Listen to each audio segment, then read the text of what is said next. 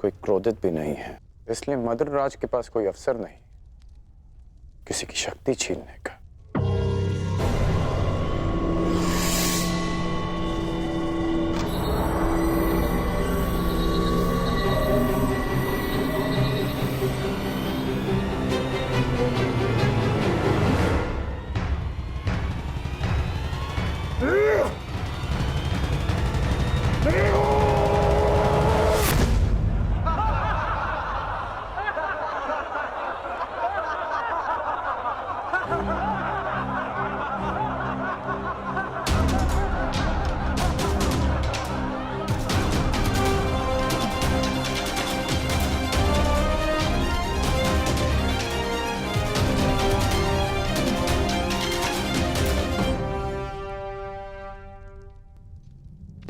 अगले प्रत्याशी काशीराज।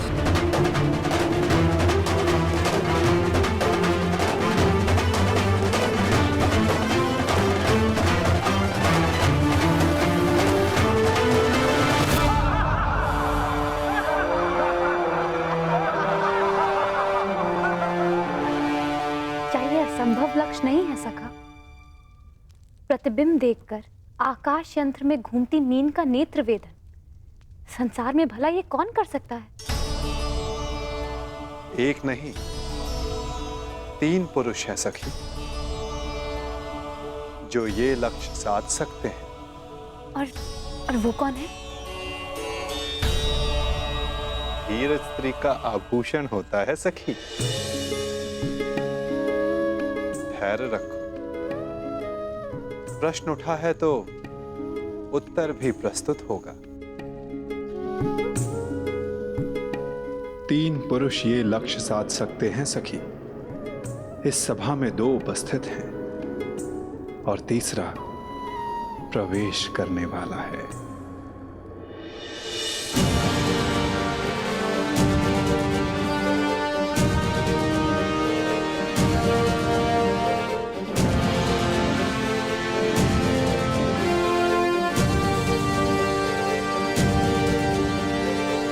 अगले प्रत्याशी मगध नरेश जरासंध।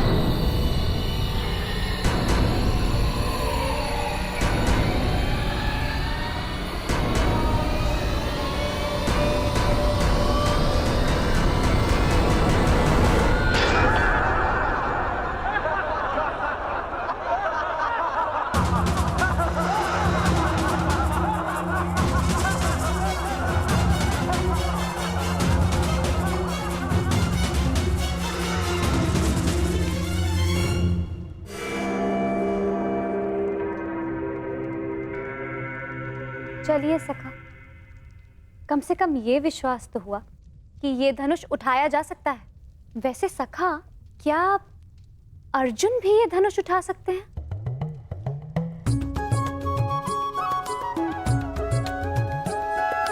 सखा, यदि अर्जुन इस सभा में उपस्थित हुए तब भी मैं उन्हें पहचानूंगी कैसे? कैसे मुझे ये ज्ञात होगा कि वो यहाँ उपस्थित हैं? अर्जुन, परंतु सबका तो ये मानना है कि वो जीवित नहीं है। मैं ऐसा नहीं मानती सखा, क्योंकि मैं अभी तक जीवित हूं। तुम कहां जीवित हो सखी? तुम तब तक जीवित नहीं जब तक अर्जुन न मिल जाए। यही ना? और यही तो मेरा प्रश्न है केशव, कि मैं उन्हें कैसे पहचानूं जो मेरे जीवन का एक कारण है। जब वो क्षण आएगा तुम्हें स्वयं अनुभूत हो जाएगा सखी। तुम्हें अपने भीतर श्वास का प्रवास अनुभव होगा। वो अनुभूति तुम्हें आनंद नहीं, पीड़ा दे। वो पीड़ा जिसकी तुम्हें प्रतीक्षा है, वो पीड़ा जो तुम्हें आनंद से अधिक प्रिय लगे। क्या मुझे सच में ऐसा अनुभव होगा सखा? परंतु कब? कौन जाने, कदाचित अति शीघ्र।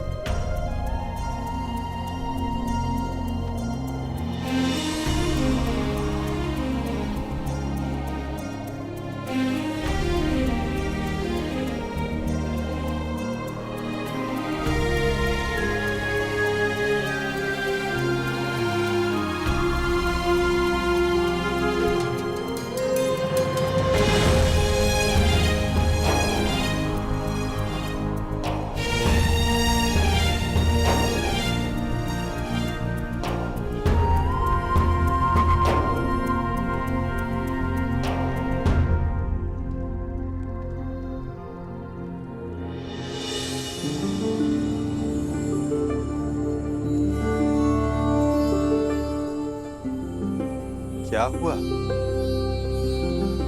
सखा, मैंने कुछ अनुभव किया।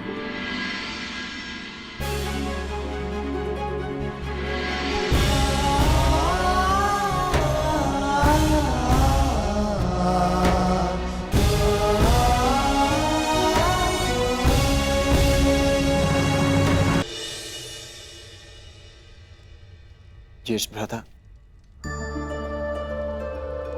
वो कौन है जो मेरी ओर देख रहे हैं? जो राजकुमारी के समीप बैठे हैं वो वासुदेव कृष्ण हैं, द्वारकाधीश। हमारे ममेरे भाई भी हैं, परंतु वो तुम्हें नहीं देख रहे। वो स्वयंवर में आए सारे प्रतिभागियों को देख रहे हैं। वो कमल नयन वाले हैं, इसीलिए सबको लगता है कि वो उन्हें ही देख रहे हैं, परंतु नहीं।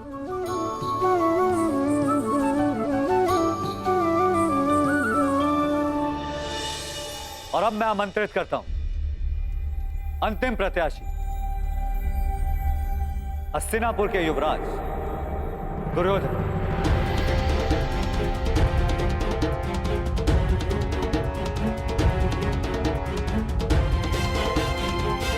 अंतिम?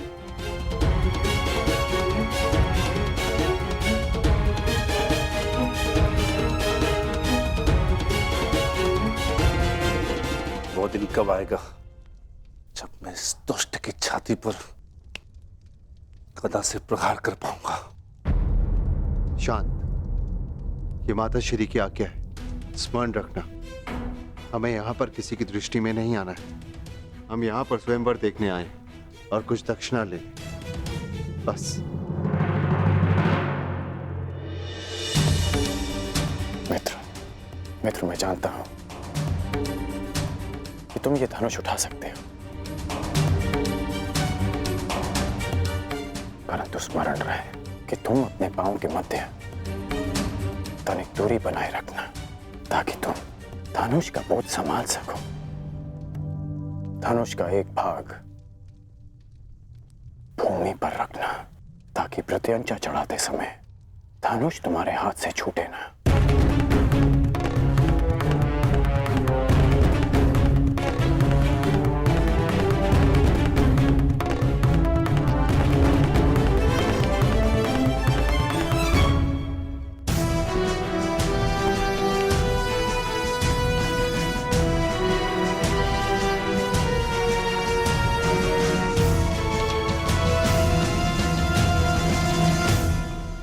बताइए ना, कौन है वो 3 पुरुष जो ये लक्ष्य साध सकते हैं?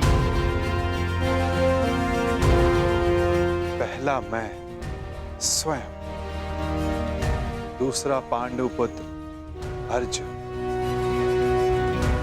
और तीसरा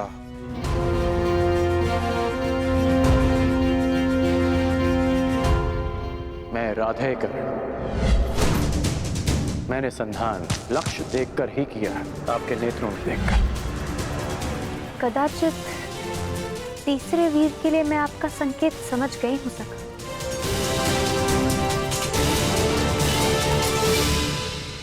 परंतु वो इस स्वयंवर में भाग नहीं ले रहा है। आशा यही है सखी, परंतु नियति क्या कहे कौन जाने।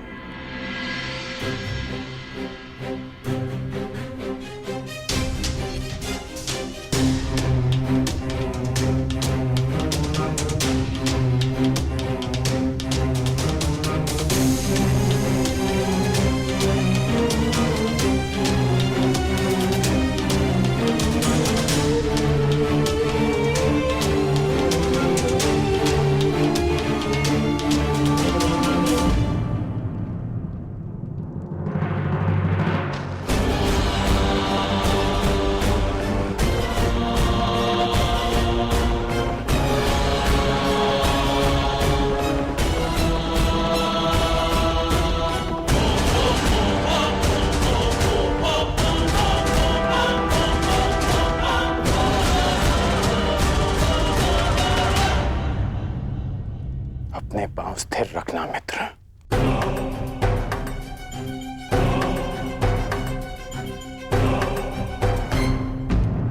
अब धनुष का एक भाग भूमि पर रखो।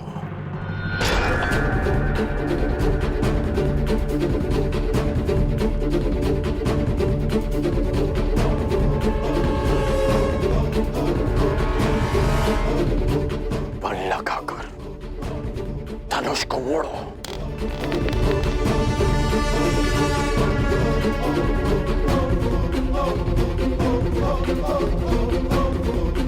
धैर्य रखना मित्र,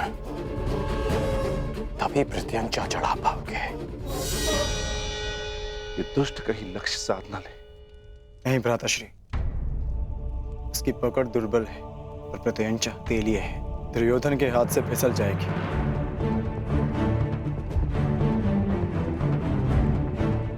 नहीं, एकाग्रता बनाए रखो दुर्योधन। यदि ध्यान भटका तो प्रत्यंचा हाथ से छूट जाएगी।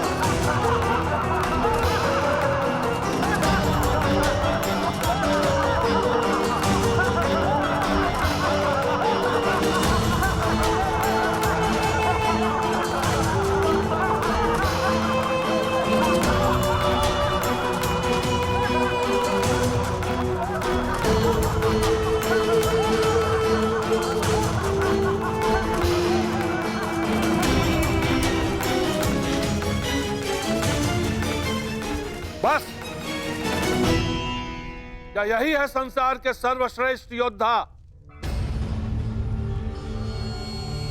क्या इसी क्षमता के बल पर मेरी पुत्री का वरण करने आए थे आप लोग? प्रतीत होता है गुरुओं में अब वो क्षमता ही नहीं रही जो अपने शिष्यों को युद्ध कौशल सिखा सके।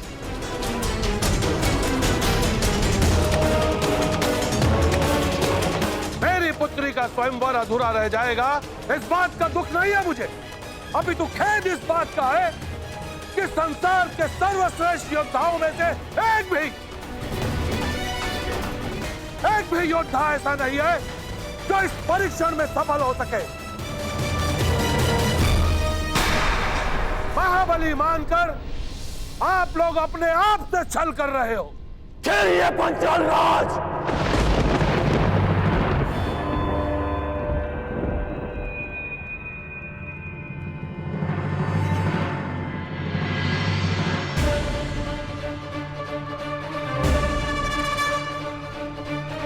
मैं स्वयंवर में भाग नहीं लूंगा, परंतु जब तक यह स्वयंवर न्यायपूर्वक चलेगा और मेरे मित्र दुर्योधन के साथ कोई अन्याय नहीं होगा। परंतु अन्याय हुआ तो ना मैं अपने धनुष को रोक पाऊंगा और ना ही मेरे बाण मौन रहेंगे।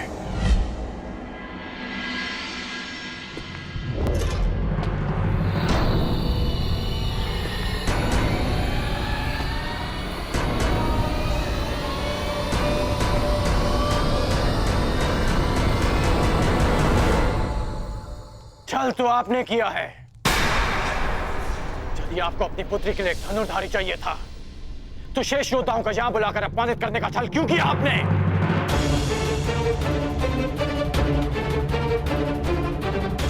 यदि बल, बुद्धि, दृष्टि, एकाग्रता और लक्ष्य पर प्रहार करने की क्षमता जांचनी थी तो केवल धनुर्विद्या का परीक्षण क्यों? खड़क युद्ध क्यों नहीं? गदा कौशल क्यों नहीं? आप वसुदेव कृष्ण के परीक्षण पर संदेह कर रहे हैं। आप इन पर पक्षपात का आरोप लगा रहे हैं भद्र पुरुष।